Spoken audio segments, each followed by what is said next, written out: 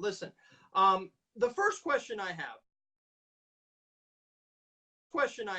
the first thing I've been dying to ask you is the evolution of 2-on-2. Okay, how did it start? Where did it just resonate? Give us the story. I don't know. I've always had this creative mind, and things just pop into my head, and I'm all about developing a total player, and I'm big on little motor skills and learning how to use the racket like a magician, and things that are fun, and you got to improvise, and you have to use athleticism. There's pressure. So I came up with this game, and the art of the deal is who's feeding it. It's imitated but never duplicated. That's right. And feeding the ball is the key, and knowing who's on the court so you can put it at their feet. You can make them improvise. So it just came from my mind long ago in the early 80s, where I wanted to put people in positions where they had to make a decision and get out of a jam. Because a lot of time when you develop your tennis game, you're just hitting groundies and serve, and you develop vanilla pudding. And what I like to do is work on the things that people don't see every day in practice, or maybe in a tournament. And the one thing about that game, I'm sure someone long before did something like that before me, but I definitely packaged it and shined it up. But the most important thing is, so many people, just like you, the first question is they love that game. I just saw Bethany Maddox-Sand's dad today, and he mentioned the first thing, 2-on-2, let's go. And, because obviously she played a lot of doubles and was one of the best of all time. So how I seen kids improve their first step, their quickness, their change of direction, handling the racket like I said, like a magician instead of like a hockey stick, how it's helped people when they got in that position on a singles point or doubles. That made me realize how valuable a training tool that game was. But more important, you could be dead tired. You could be ready to go home.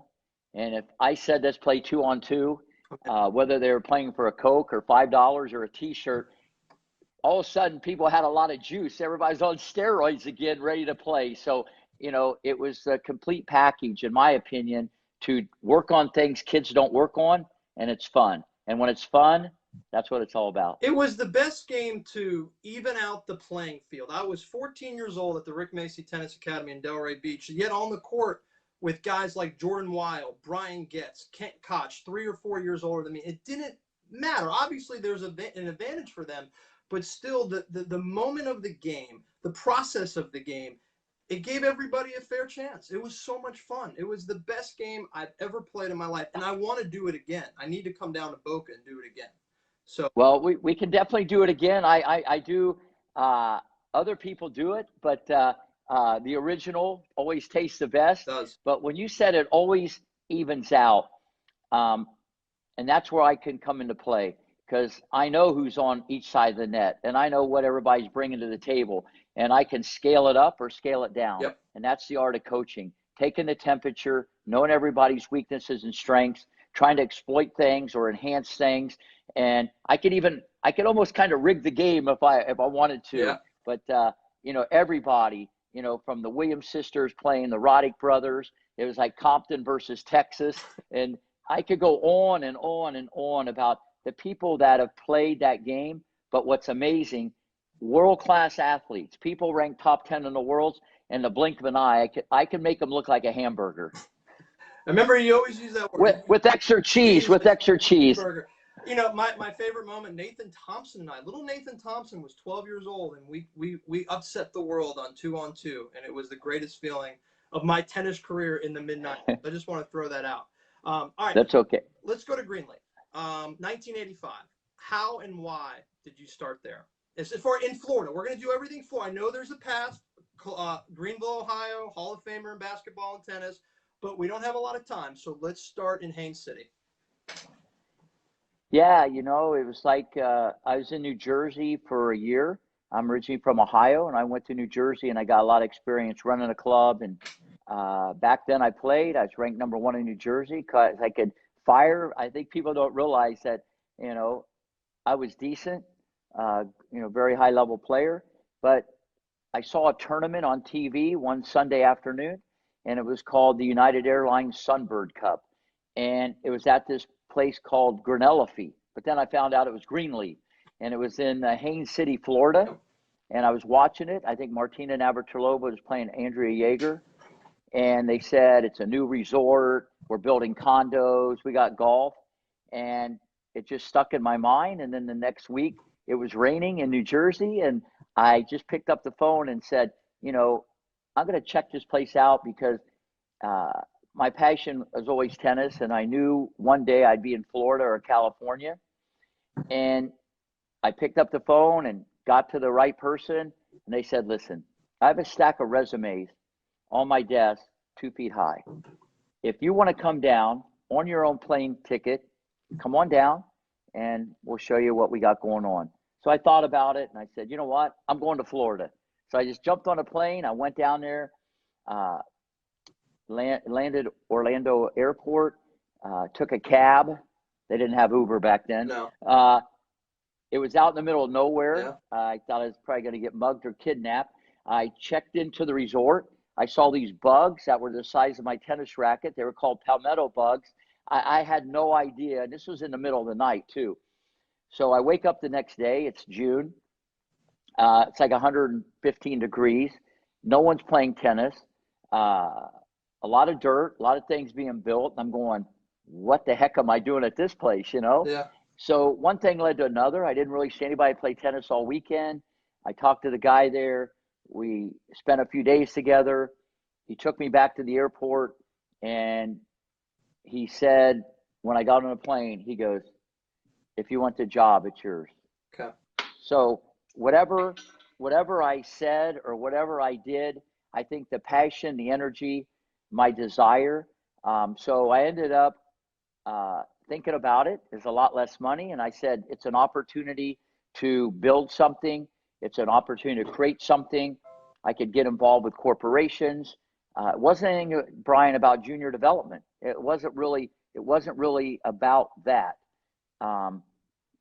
It was about just being able to create and build. And that's what I've kind of been like my whole life. I like challenges. So I went there, and obviously it was the best decision I ever made. Going there, and I ended up being there 12 years. And I'm sure you got a lot of questions about Greenleaf because that's where it's all started. And I love the place. All right. So when you step foot in Greenleaf for the first time as director, is your primary focus the academy, or are you trying to actually build a club culture as well? Are you doing both things at the same time? No, there was no academy. Okay, no. None. Yeah, that wasn't on the radar. Just a club. Yeah, it was a resort Club. And it was a chance to build something, Yeah. A vacation destination. Yeah. I give lessons to anybody, anytime, anywhere. Right. I just like teaching. Obviously, I had some top players in New Jersey, but I wasn't really into the academy thing or even teaching kids at the time. And my passion was developing these corporate tournaments. Yeah. And that's actually still near and dear to my heart because I would put together this corporate tournament round robin, and I wanted to do it better than the Boca Hotel or Saddlebrook or Innisbrook. And I took an ordinary round robin where there might be 20 guys from IBM, and I put so much sauce and sizzle and flair, and it had the theme of a Disney World production. Yeah. That when it was all said and done, I ended up doing about 100 of these a year, anywhere from 20 to 120 people. Wow. The Olympic theme, Eye of the Tiger, Rocky, Yeah. a 2-hour dog and pony show, written up in Tennis Magazine, conventions and meetings magazine. It was breathtaking, and I just kept putting sauce on sauce and whipped cream and cherries, and I kept making this thing down to a science that was really the main thrust of the business at Greenleaf. Yeah. And then about 4 or 5 years later, well, before that, Jim Lair a sports psychologist, one of my best friends ever, and who I learned so much from. He was a pioneer in sports psychology. He did some things for corporations there also, and I got to be very good friends with him. So mentally, we hit it off because I was wired obviously a little different, and still probably am today. A little bit, yeah. The way I look at things and flip things in people's minds, and the mental part, and playing high level sports. And then in about 1985, a guy came from Winter Haven, Florida, which was like 10 miles away, which now it's not that far away. And his name was Wrong Dad Ho. Yeah, Wrong Dad Ho. And he had 3 sons. And the youngest one was named Tommy. And he says, will you give my sons lessons? And so it all started there. And I started with Tommy, and he was 9 years old.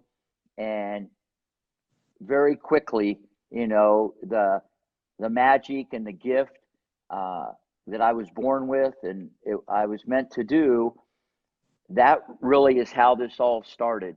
Because he went from, just being vanilla and a regular player to, really never losing a match in Florida, which that in itself is big time, to the only player to this day to win the Junior Grand Slam in the 12 and under nationally. Every single, every double. We're talking like, Mike Tyson knocking everybody out undefeated.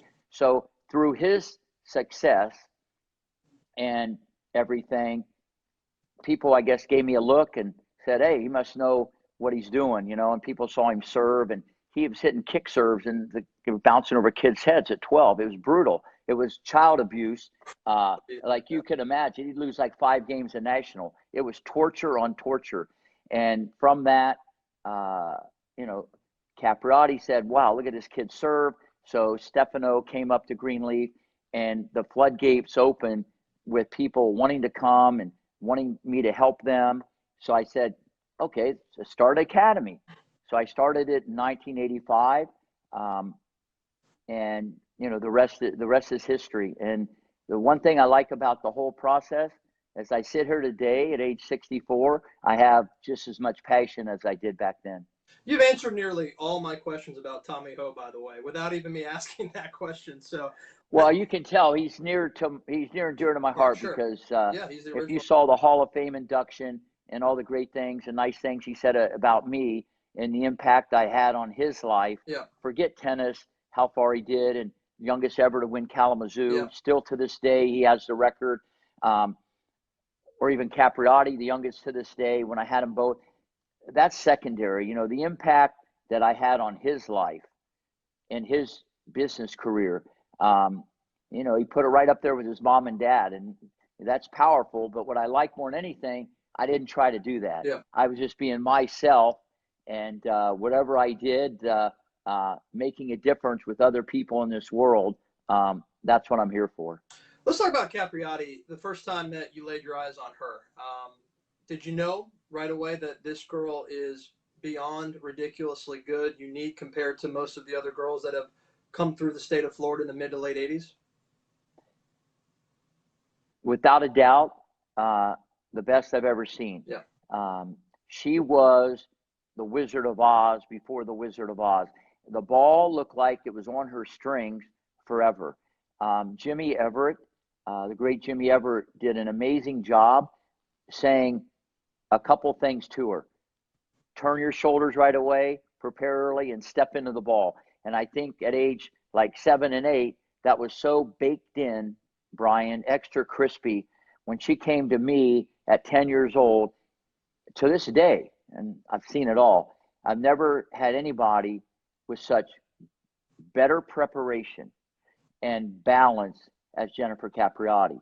Now, the wild card is, she had a knife in one pocket and a razor blade in the other. So those came in handy when she competed. But the way that she prepared was amazing. But what was interesting is she was tenacious as a competitor. She had an innate ability where the ball was going.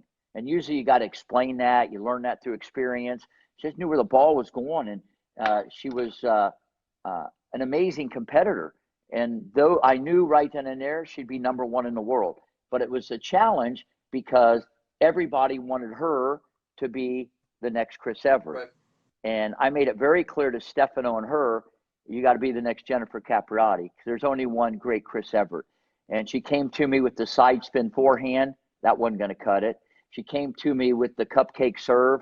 You know what they do with cupcakes? They eat those. So, the impact I made on her forehand, not as much as I know today, but the impact I made on her forehand and her serve was catastrophic. Her backhand was money. She could close one eye, look the other way, and hit it down the line or cross court. And it was like her backhand was there. But the impact I had on her game and how I expedited the learning curve to make something maybe the tennis world wasn't ready for yet was pretty amazing. That's why when she turned 14, bang, she shot right to top 10 in the world. Yeah. Her debut was incredible. And I remember just amazed by watching her play at the Virginia Slims at the Polo Club as a little kid. I mean, it's like watching an Enigma play. I mean, it was something special. And it's all, obviously, most of the credit to you. All right. I want to talk about a couple people that. Let me say one more thing about Jennifer. One thing, because of her personality, she played low to the ground, and I moved her up to the baseline. You got to remember, in the late 80s, it was still prevent defense, try not to lose, keep the ball in play. No offense, but kind of like you used to play. But I got you a little more aggressive as time went on. But some people listen and some don't. Your viewers can read into that however they want. But I got her to play right on the baseline, and it fit her personality to seek and destroy. So that style of play was different than Navratilova or Everett or anybody. And you saw this girl named Sellis coming down the alley also at the same time. And I knew what was percolating over in Bradenton. So, and I had a great relationship with Stefano and Denise, and but more importantly, with her. Well, let's talk about the Serpong sisters. They're pretty active on this Facebook page. They were Haines City natives, I believe, as well. Came to your academy. Give us the Serpong family. Well, that's a blast from the past. Yeah. They came from Maryland, and once again, she maybe athletically was limited, but off the ground, clean, flat, hard strokes, got her up on the baseline. She was firing missiles from North Korea off both sides. It was amazing, and she could, she beat Lindsay Davenport 0-1 in I think the finals of the girls 12. Yeah. So I guess the moral of that story, it's not where you start, it's where you finish. Davenport, household name, but great family. Her little sister became a great player. A little bit limited, in an athletic point of view, Yeah. but ball striking, they could throw a dagger through you. But that's a name from the past. I haven't heard, Sandy's name come up, so I'm glad you said that. I'm going to throw one more Greenleaf guy at you that's very active on our page, Will Bull. I remember seeing Will's name all over Delray, even though he never made it down to Delray. But, his legendary Kalamazoo 5 in the 5th, I think, lost to Ivan Barron. Give us what Will Bull was like to train with in the 80s.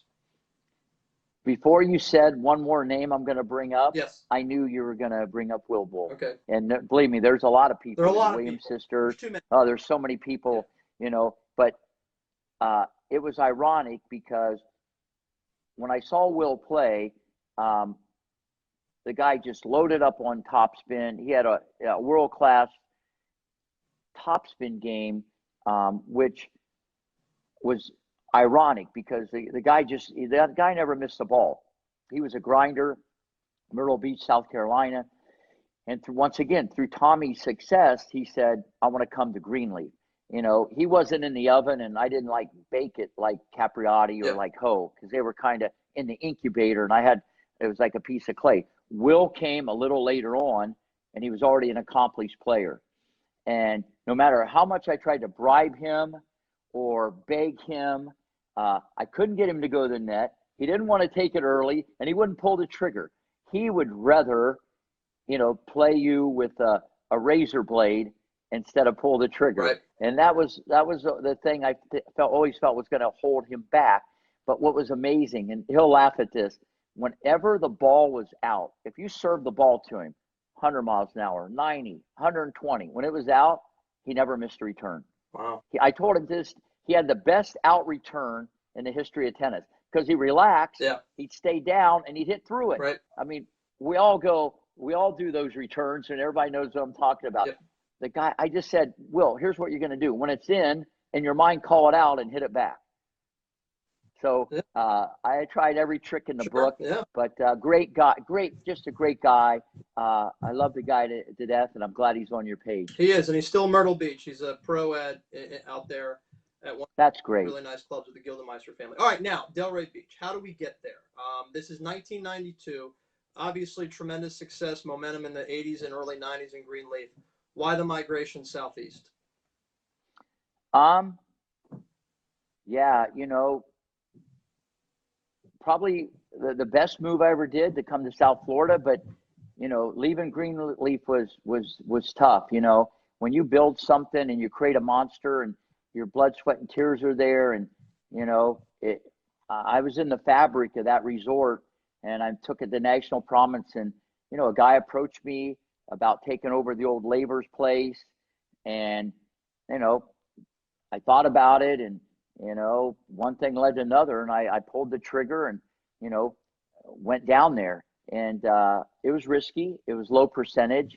A lot of money was put into it because it was in the hands of the government, because it was, I think, bankrupt for 4 or 5 years. Yeah. And so we went in there and refurbished it. And looking back, obviously, it's another the best thing I ever did to come to South Florida and have access to more people, have the brand become well known, have me be able to reach more people. So that's really how it happened. There was someone from Germany that bought the place and brought me down there. But now, was it Renzo? Yeah, Renzo. Yeah. He bought the place, or I think his brother, Dieter Glass. Yeah, and it was the best thing I ever did. We really went into it nuclear. Delray Beach. Once again, I turned it around. Steffi was playing there. Mary Pierce moved there. I had the Williams sisters, Brenda McCarthy Schultz, Kareem Alami, Tommy Ho, Venus, Serena, John Roddick, Andy Roddick. I mean, I could go Malavia, Washington, Washington's sister. I could go on, Christian Rude. I could go on and on and on. It was a smorgasbord of potentially great players. I think I had 3 of the top 4 seeds in the 18s at Kalamazoo, about 30 nationally ranked people. We rented Bucky Dent Baseball School. Yeah, the baseball school. So, and that's obviously where I met you. Yeah. But it was a great situation. It was a mecca. The Sunshine Cup was there. Yeah. We had a lot of tournaments. Just a great time in my life to move to South Florida and take me where I'm at today, because all your yesterdays make you where you're at today. Yeah.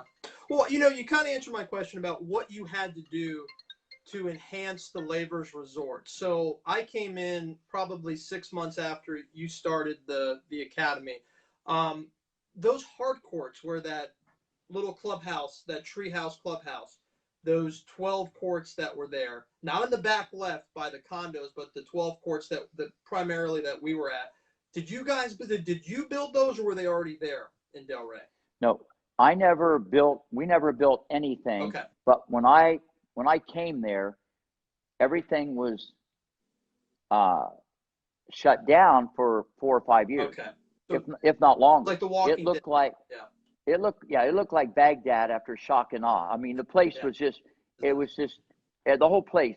I mean, it needed, a lot of road work. So no, we didn't build any courts because we had enough courts, but the whole thing was brand new when we started it. Okay. And because the history from, the great Ian Laver, back in the day when it was Lavers in the early 80s, and then, things changed, and he died in a plane crash, and it seemed like after that things changed, and then it got a hands in the government, and went into bankruptcy. And I brought it back to life, and I think after I left there, a few other people have been there. So it's good that they have all those courts and there's activity growing the game of tennis. Ian Laver's son Richard is on our page. He's very active, and he's very complimentary of you and how generous you've been, and I just want to throw that out to you as well. All right, so let's talk about the academy. You had a couple things there that were very unique. The sand pit. Let's start with that. Was that your idea? You had to start. I mean, that wasn't there before. I mean, did you bring that sand pit concept of strength and conditioning from Greenleaf? Give us the sand pit, because that was the toughest conditioning I remember at the academy.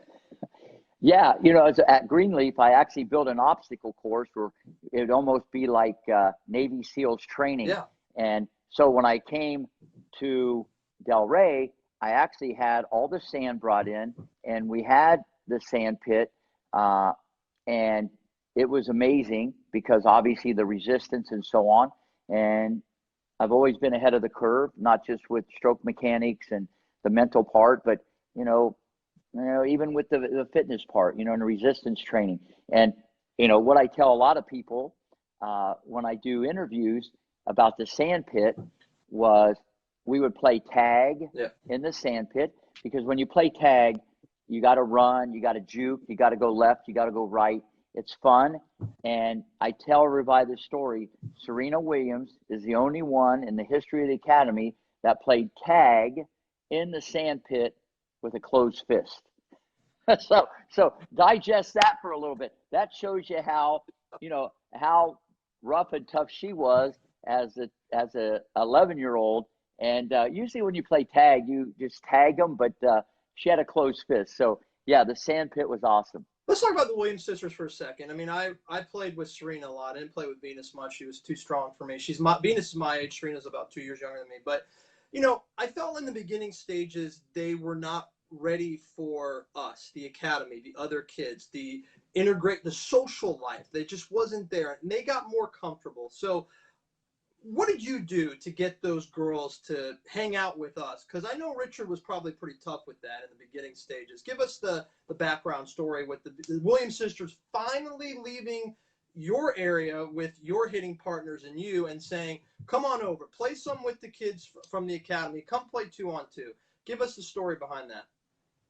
Yeah, Richard always would say, we have a lot of acquaintances, we don't have friends. Yeah. And he was always like overprotective in that regard.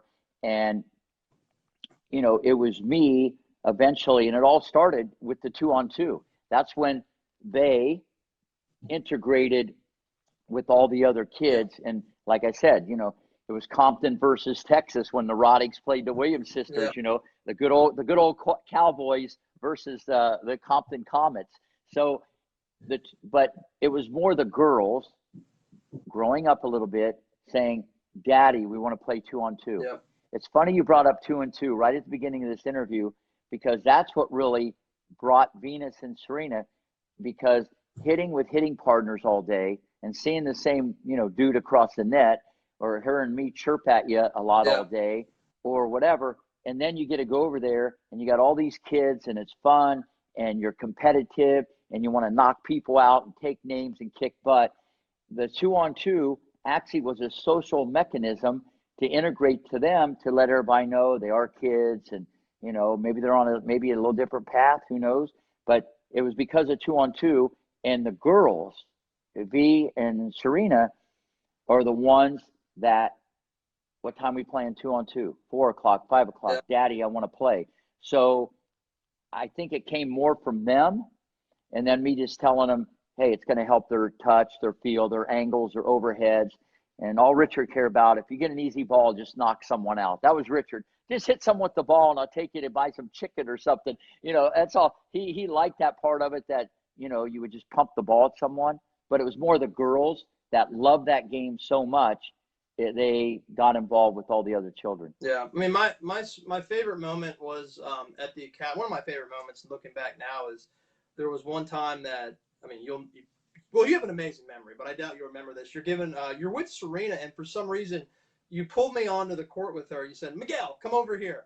And I just started playing against her. I was like, holy shit, I'm playing against Serena Williams finally. And it was a very special moment for me. It was the summer of '94. So I just want to throw that out. All right. I don't remember summer of '94, but I think it was Tuesday at 3:30 that we did this. So no, I'm just kidding. No, listen, at the end of the day, I'm sure there was a rhyme and reason. Yeah. And whether I wanted you to feel pressure or her to feel pressure, that's what it's all about, because you got to deliver no matter who's on the other side. Yeah, no, it was great. All right, let's talk about the coaches. We're gonna stay in Delray. Who were the first guys to come? I mean, Jim Cole to me stands out. Jim was kind of the guy that was the guy when you weren't with us. Correct me if I'm wrong, but is Jim the first guy you brought there to be your number two?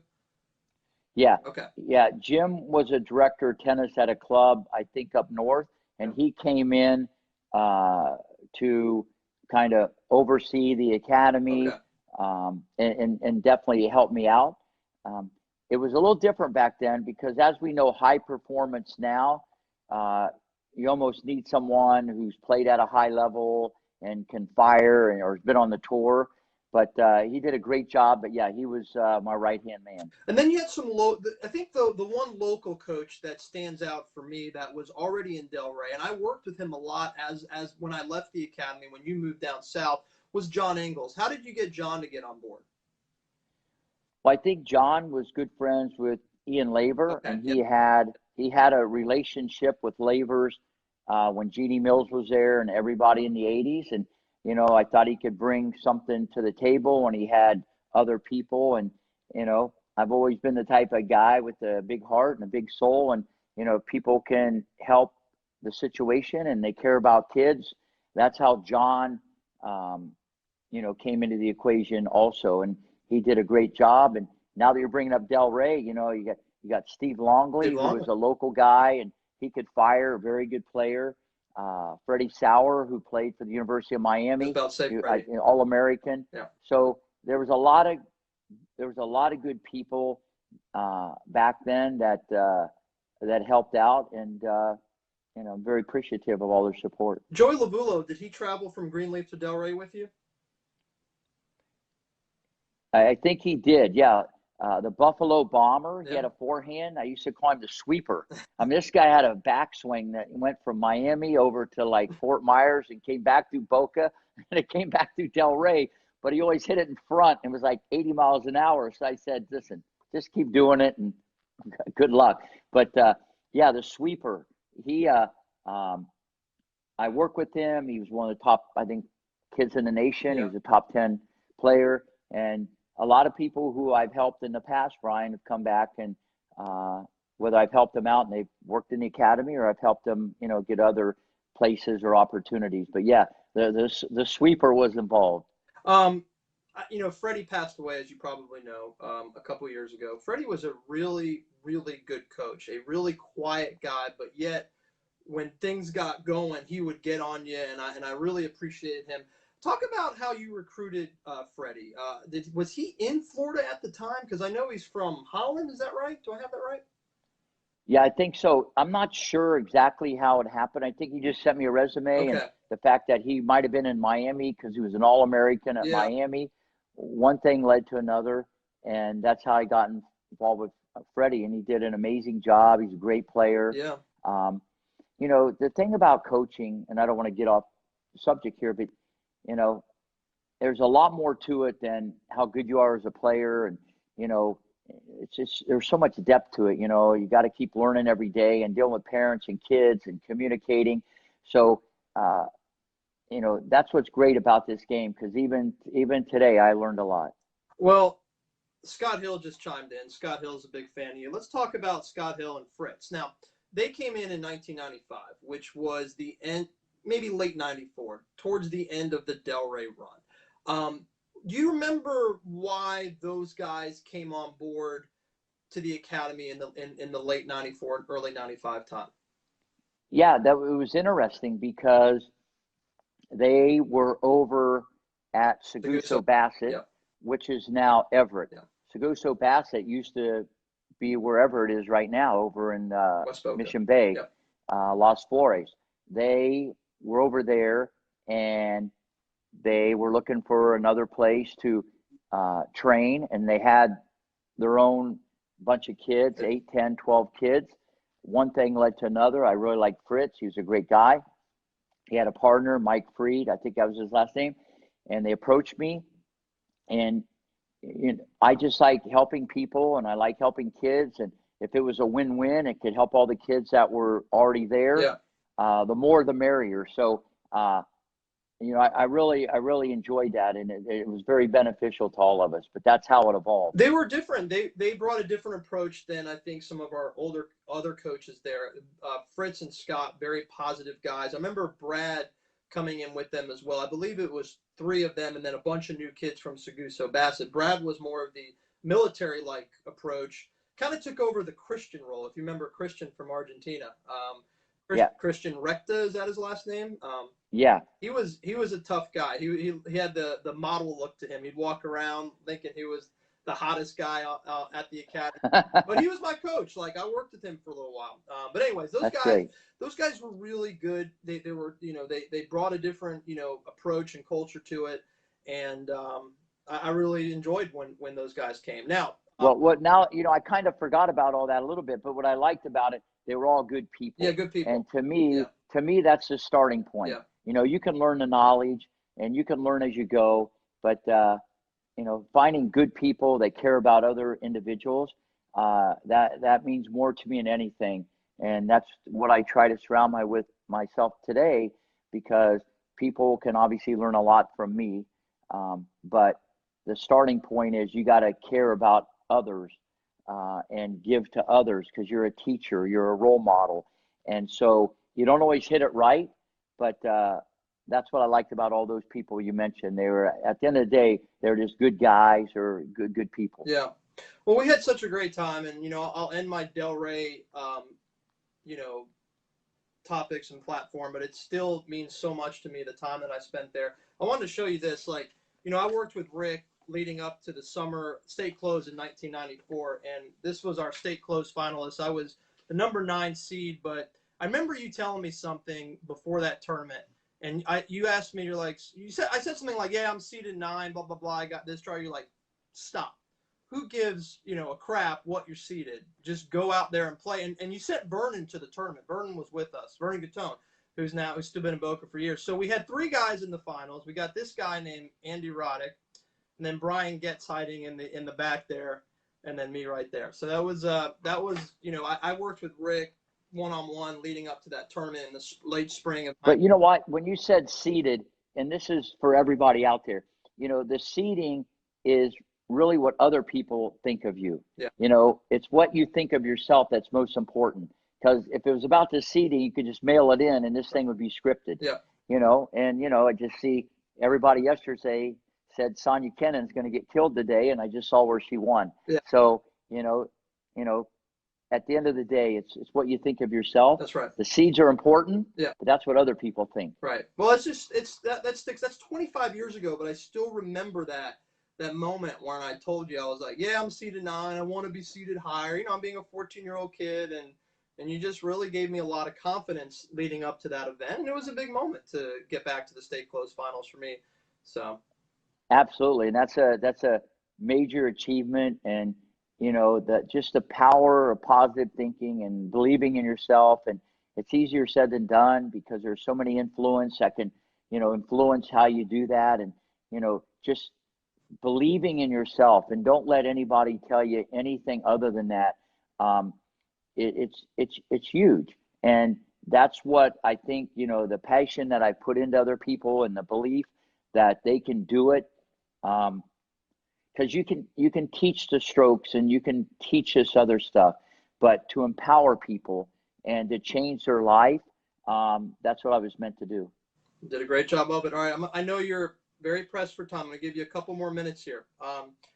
Delray, we're out of Delray, and we travel south. There's a couple venues that you land in the mid to late 90s. Grand Palms, I believe.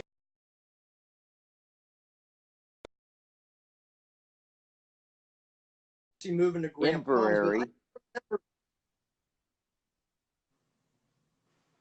No, they wanted me to go there. I went to Inverary. You went to Inverary. That's what I thought. So you landed Inverary with Rick Workman, who's running the club side, right? Do I have that right?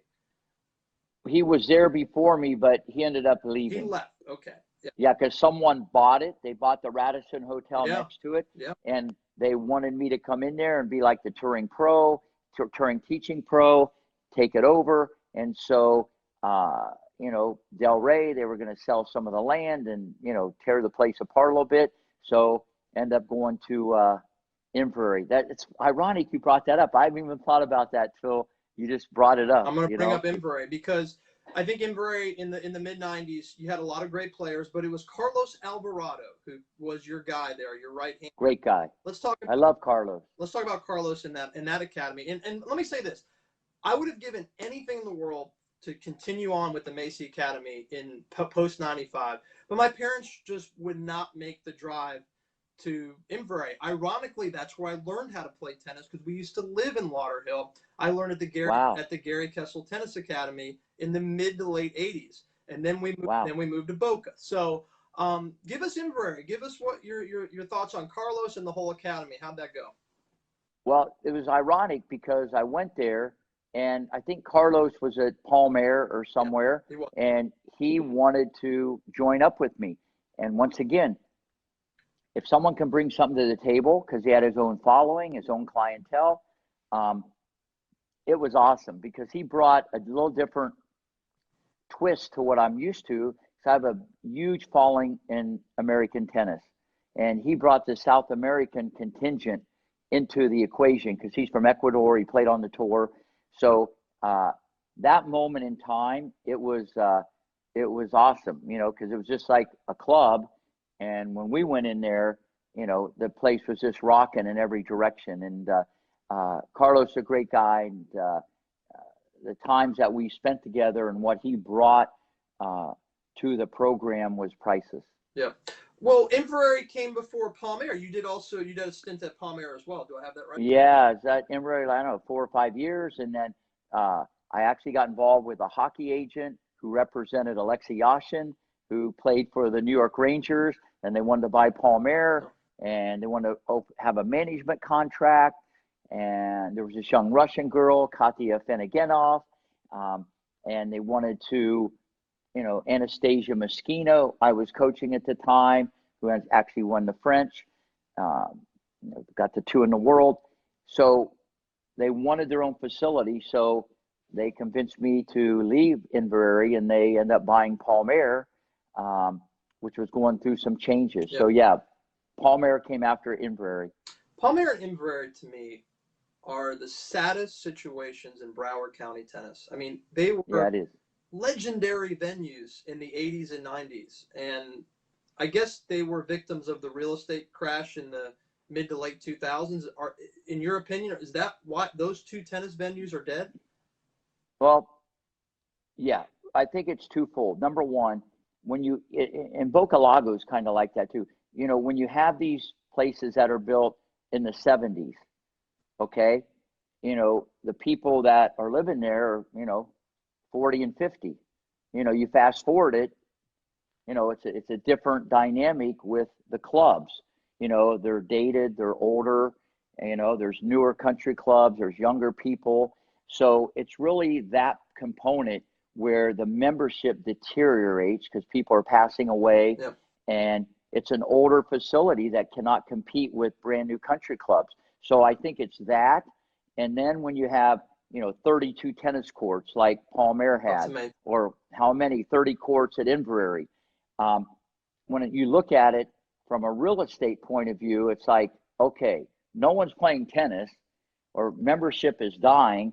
You know, let's just throw up 300 condos, you know, and make millions of dollars. So this is kind of what happens to not only these older country clubs, but pretty much, you know, around the country. That's a very common thing because they can get a lot more value on a smaller space, you know, building high rises or regular condos. Yeah, the torch was never passed to young families at these communities like Inverary and Palmer. It's sad to see. Never. I mean, I played countless tennis tournaments. Yeah, no, and I think that's just life, you know, and that's what goes on. And there's newer and younger country clubs that are more dynamic, and the amenities are brand new, and the older ones, the iconic ones, the one with those brand names like Inverary when they had the Jackie Gleason, you know, Classic in golf, or, you know, Palmer was a mecca for all junior tournaments. They just ripped out all the courts. So before they ripped out all the courts, so I ducked and got out of the way and headed to Boca. So I didn't get hit by the wrecking ball, but that's a very common thing. You left Inverary and landed in Boca Lago, and you've been in Boca Lago then for several years. How long have you been in Boca Lago? I think 11 or 12 A long years. And, time. I actually went there, Brian, the one side of Boca Lago, because the membership was, dying. And Yeah. the one side was shut down because of Wilma. It got hit by a hurricane. And I had a vision. And I went in there, put a lot of my own money. I told them what I wanted to do, took the whole club over, put hundreds of thousands of dollars, my own money into it. And it was the best thing I ever did. A, going to Boca, and B, rolling the dice, because if people are going to bet, what you should always do is bet on yourself first. There you go. And that's what I did. And I redid the whole one side because I didn't want to mix apples and oranges, the academy with members playing at 8 in the morning and 9. I know how that works. And, turned it into a mecca, and really got into the biomechanical part a long time ago. And it's really created like a Disney World atmosphere with all the motivational signs and everything that's really unfolded the last 11 years. And once again, just trying to get better and improve every day, and not just help young people or adults or whatever. Me personally, trying to get better, as a coach and a teacher. But we definitely, it was the best move I ever did, moving to Boca Lago. All right. That is well said, and a history lesson for those RMTA fans. Now, I'm going to give you a couple names here to end this interview with word association. Just give me a couple words or sentences, whatever you desire, with former students and staff of yours. Okay, let's start with the Roddick brothers. Let's start with John. Give us John Roddick back as a junior. Relentless. Okay. Andy Roddick. Feisty mosquito. Feisty. I got in my first fist fight as a child with Andy Roddick inside the pro shop, or the common area, over a mini tennis game. So Blanche was not happy with me the next day. She was not. Let's just say that. Remember Brian Getz? How about Brian Getz? One of the guys I looked up to at the academy.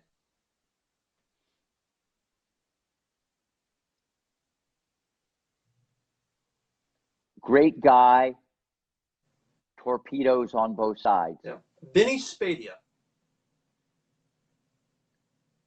Hand-eye coordination. Mario Toledo. Great groundies. How about the Thompson brothers? You remember Jamin, Micah, and Nathan? You remember that? Give it. World-class athletes. They were amazing athletes, huh? Unbelievable. All right. Can you give me a few words about Brian Rosenthal from the Rick Macci Tennis Academy? Backhand was money. He could hit her on a dime. It was like a laser from outer space. A lot of whip on the forehand. It went up, down, all around, but you always hit it in front with a lot of spin. Had great angles. Amazing. Yeah. Try not to lose to win, but that's a recipe sometimes for success. But it's usually at the college level, because if you can't knock people out, you're going to be limited. Great competitor. Always gave 100%, and always showed up. So that would be my memory of that. No, you got it right. And your dad was a nice guy. Thank you. It's funny because Diego Goya, who's watching this, chimed in. He said his backhand sucks these days, which is true. My backhand is a disaster. My forehand angle is my number one weapon, and my volleys have improved than back in the day when they were awful. One question asked by Paige Buck earlier in this interview that I skipped over, I'm going to ask you now, if you can answer this. Biggest under and overachiever student that you've worked with in the 90s, people that we would know, 80s and 90s. The biggest overachiever ever is easy. Tommy Ho. Tommy Ho, okay. No question about it. And he'll tell you that. I willed this thing to happen. He was like my son. I don't want to throw anybody under the bus with achiever. I thought Hector Navarez from Puerto Rico, who won the Orange Bowl, I thought that he would do good in the pros. But I don't I don't want to say underachieve, because if people do the best they can, that's all they can expect. You know, there's no blueprint, there's no recipe for the pro tour. It's very complicated. There's many landmines out there. So I think if someone's an underachiever, it's only because they decided to underachieve. That's fair enough. Chuck Gill? But you know what? Before you, I know I mentioned this before, about South County Regional Park, about what's going to happen. You know, I've entered into this private-public relationship with Palm Beach County, and you know, South County Regional Park is the crown jewel of Palm Beach County, and I've entered into a 20-year lease. Wow. It's going to be named Rick Macci Tennis Center. We're putting in $3 million into the park. We're putting in indoor courts, Wow. A fitness center. The place is all going to be brand new. We've already, I'm officially moving there August 5th, but I took it over in January. I have some tech guys that own a software company involved with me. So there's going to be a lot of stuff I'm going to get into on the internet, and make the brand digitalized globally. But the park, it's a public venue. And, you know, I won this RFP, request for proposal. Many people wanted this facility. And it's a way of me giving back. I started in a park when I was 12 years old. I was self-taught. By 18, I was the one of the best players in Ohio. And now it's come full circle in my career. And I live, like, you know, literally a half mile from the park. Wow. So this is a way of giving back. There's going to be many outreach programs for kids left behind, for the fighter fighters, for school teachers, for wheelchair. There's going to be many programs. Rick Macci Academy is only a small part of the equation. This is going to be a mecca, shoulder to shoulder, hand in hand with the USTA. They're going to be involved with me in this project in every aspect. But at the end of the day, it's about giving back. And I tell people now, you know, grassroots tennis it's how you mow it. And I'm going to mow this thing better than ever, because I'm in a position now to give back. The Academy is a big part of this, but it's a small part of it. And it's something Palm Beach County is going to be proud of.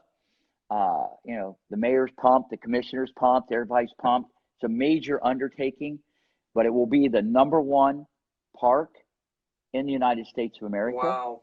And their premier tennis facility in South Florida. The indoor courts alone are $1 million. Yeah. And everything should be completed within 7 months. And the courts, you can go there and play for $5 or $10. If people are a teaching pro, when it rains, they can go there. What I tell people, when it's raining, you can still be training, and you're going to love what we got above. Okay, so it's open to anybody, anytime, 365 days a year. But it's going to be breathtaking when they see 47 feet skyscraper coming out of the park with those indoor courts, which is unprecedented anywhere in South Florida. And it will go on. It will go on and on. And I'm just so proud of being a part of it. Besides the 19 hard courts that are now purple and green, canopies are purple, windscreens purple. There's 12 hitting stalls, racquetball. There's like 60 guys out there playing for free. They're so grateful they got a bench now to sit on now that we're there. So it's just a great thing. And you know, tomorrow I get up at 3:30 in the morning. I'm in the office at 4:15. I answered everybody's email. I'm sure when you emailed me, you're going, "What's this guy up so early?" Yeah. And I'll teach my 8 or 9 hours. I love being on the tennis court, but this is a new chapter in my life, and this facility and giving back to Palm Beach County is my way of saying thank you. That's amazing. How many indoor courts are you building out there? 3. 3. Okay. Now, you may not know this, Rick, but I am a South County regional historian. Brian Rosenthal is one of the first people ever to hit balls on that court when it opened in 1997. I am a West Boca native. So if you don't know where South County Regional Park is, folks, it's located between Glades and Yamato Road off of Kane Boulevard, the home of the 2-time state close finalist. You're looking at him, Brian Rosenthal, Boca Greens Country Club native, right here. I could hit a ball from my house that will land at the Rick Macci Tennis Academy when I visit my family down the road. So I will be at South County Regional. I will visit you there when I come down the fall. I can't wait to see that because, you know, the one thing about South County Regional back in the day, there was no vibe. And I know I haven't been there in years to play, but when Dustin Friedman, one of your students from Inverary, him and I were best friends. We both lived in West Boca. He lived in Mission Bay, and I lived in Boca Greens. We would, because he was an Everett's guy in the late '90s when I remember that. when I went to the International Tennis Academy at Labors, back when I was finishing up high school. But we would hit together at South County Regional. So it's amazing the story you just gave us, because in my teens, one of my biggest memories is just grinding it out with Dustin at South County Regional. And well, you have to come there again and do it. They got so many soccer fields, baseball fields. Yeah. There's a big water park, award-winning 27 holes of golf. Great golf course. It's a couple thousand acres. It's the crown jewel of Palm Beach County as far as parks. But what we're doing there with the tennis, as I just said, it's breathtaking, and it will be the #1 park in the United States. Amazing. But really, in South Florida, and the thing about it, it's public, and everybody, especially kids left behind, are going to get a chance. That's great. Well, there he is, Rick Macci. Before I cut you loose, which I will now, first of all, I want to thank your daughter, Ginger, who has worked very hard with me to make sure all of this is set up. And I know she probably thinks I'm a pain, but we had to get it done right. No, she's a big help. She's involved in my business, and she made it very clear that she did a lot of work with you for this to happen. Yes. And she did want a little compensation for having to do all this. And so I said, just go to the mall and get something. Oh, wow. Sorry. She's the best. I got 3 daughters, and I raised them all myself, and I love them to death. That's great. Before I cut you loose, Rick, what would you like to say to this crowd that's watching now and the many people that will be watching when I post this for the replay? It's been an amazing run. Everybody who's come into my life, whether I teach them or whether, just passing by, everybody you meet in your life, has some type of impact. And even though we might not be in touch, or we might not, you brought up a lot of names that kind of left, the memory bank. I just want to tell them, thank you. All right, there he is.